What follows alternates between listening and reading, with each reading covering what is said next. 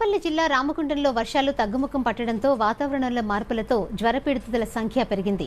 వర్షాకాలం కారణంగా సీజనల్ వ్యాధులు వ్యాపించి ప్రజలు విషజ్వరాల బారిన పడుతున్నారు. గోదావరి ఖని ప్రభుత్వ జనరల్ ఆసుపత్రిలో చికిత్స కోసం రోగులు క్యూ కడుతున్నారు.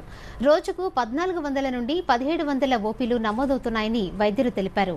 పెద్దపల్లి, మంచిర్యాల జిల్లాలతో పాటు మహారాష్ట్రలోని సిరివచ్చ, గడ్చిరోలి ప్రాంతాల నుంచి కూడా రోగులు పెద్ద సంఖ్యలో వైద్యం కోసం వస్తున్నారు.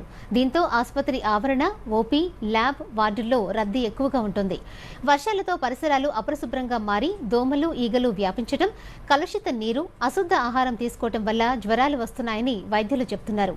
పరిసరాలను శుభ్రంగా ఉంచుకోవాలని, వాంతులు, తీవ్ర జ్వరం ఉంటే వెంటనే వైద్యులను సంప్రదించి చికిత్స తీసుకోవాలని గోదావరి ఖని జనరల్ ఆసుపత్రి ఆర్ఎంఓ డాక్టర్ రాజు సూచించారు.